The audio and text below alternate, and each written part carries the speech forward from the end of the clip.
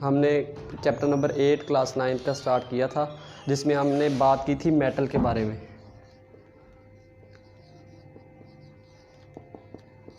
Metal में हमने पढ़ा था कि मेटल वो एलिमेंट हैं जिनको हम इलेक्ट्रोपॉजिटिव कहते हैं, और वो इलेक्ट्रोपॉजिटिव इलेक्ट्रॉन को लूज़ करने की वजह से केटाइन बनाते हैं, इस वजह से मेटल हैं। मेटल हमारे पास लूज ऑफ इलेक्ट्रॉन, जो एलिमेंट हमारे पास इलेक्ट्रॉन को लूज़ करके केटाइन बनाते थे उनको हमने मेटल कहा था। उसके बाद हमने उसकी मेटल की फ़िज़िकल प्रॉपर्टी के मतलब बात की थी और केमिकल प्रॉपर्टी के मतलब बात की थी। आज हम एक मेटल का करैक्टर है जिसे हम इलेक्ट्रोपॉजिटिव करैक्टर कहते हैं, इसके मतलब बात करेंगे। Electropositive character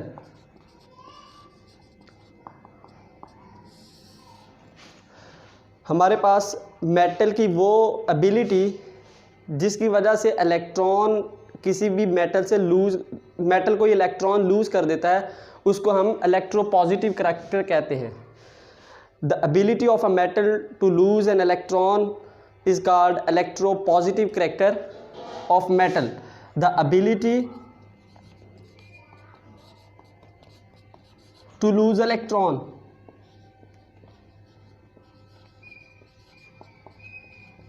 the ability to lose electron, और वो इलेक्ट्रॉन किस शेल में होते हैं? वैलेंस शेल में।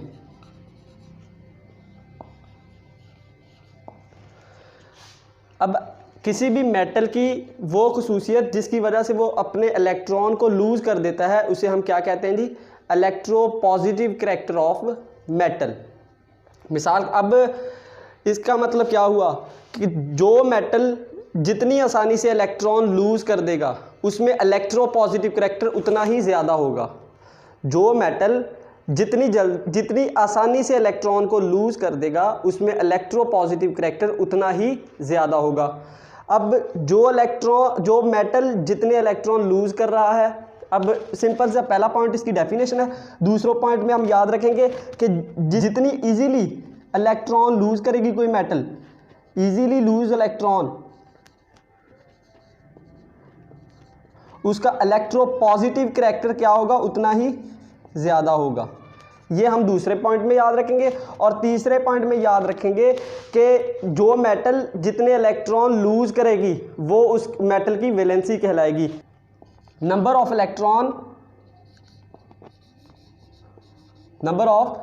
Electron lose by a metal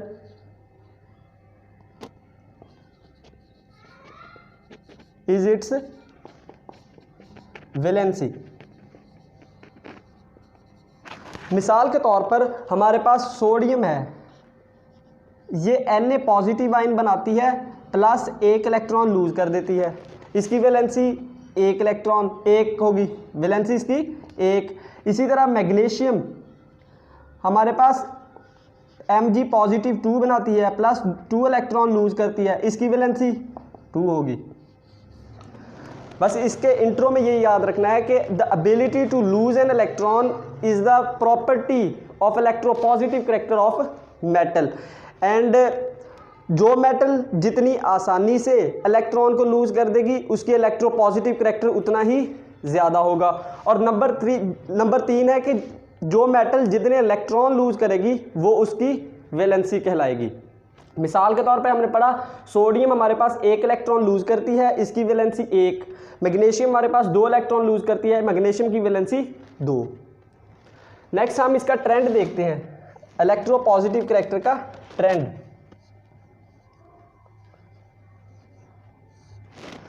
trend हमारे पास पीरियोडिक टेबल में ग्रुप होते हैं और पीरियड्स होते हैं। हम ग्रुप में देखेंगे और पीरियड में देखेंगे।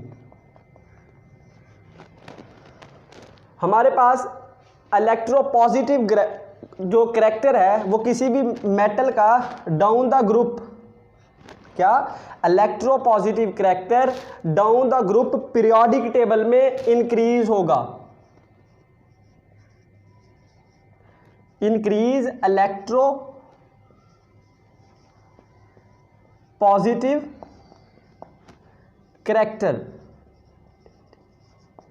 पीरियोडिक टेबल में जब हम बात करेंगे डाउन द ग्रुप, किसी भी मेटल का जो इलेक्ट्रोपॉजिटिव करैक्टर है वो क्या होगा, इंक्रीज होगा।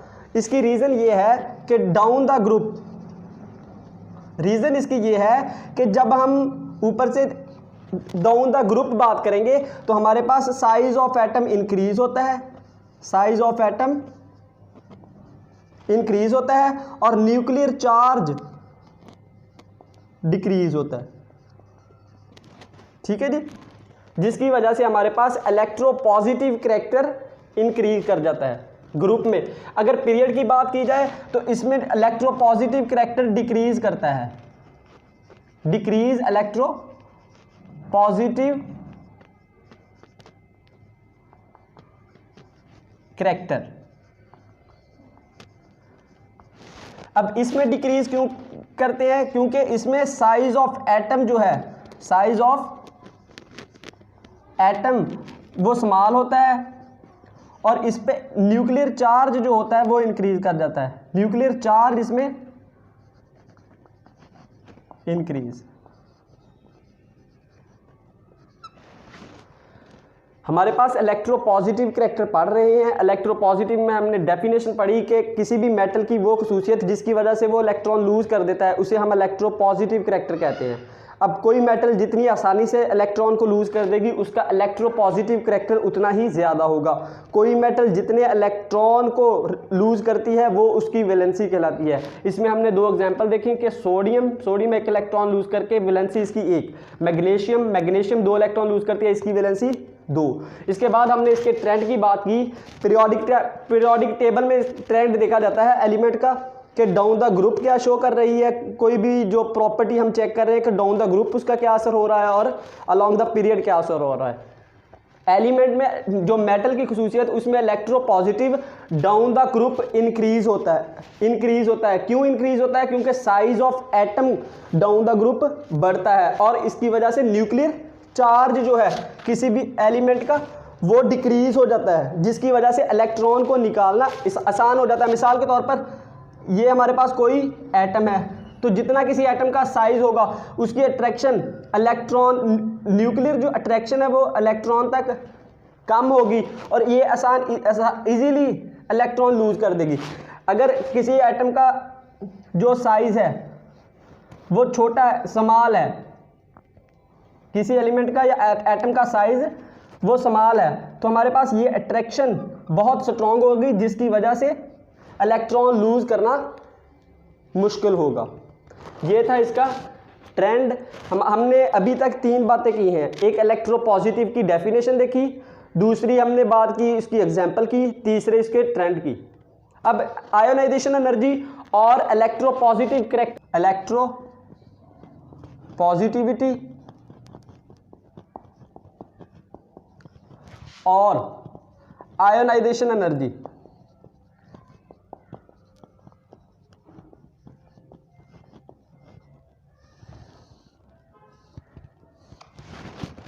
इलेक्ट्रोपॉजिटिविटी हमें पता है क्या होती है, किसी भी मेटल की इलेक्ट्रॉन को लूज करने की सलाहियत, एबिलिटी टू लूज इलेक्ट्रॉन। किसी भी मेटल की इलेक्ट्रॉन को लूज करने की सलाहियत जो है वो इलेक्ट्रोपॉजिटिविटी कहलाती है।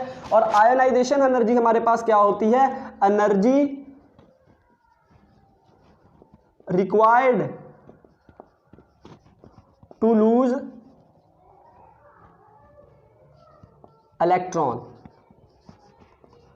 अब इसमें सिंपल सी बात समझ ले कि कोई मेटल इलेक्ट्रॉन को लूज करता है वो उसका क्या कैरेक्टर है, इलेक्ट्रोपॉजिटिविटी।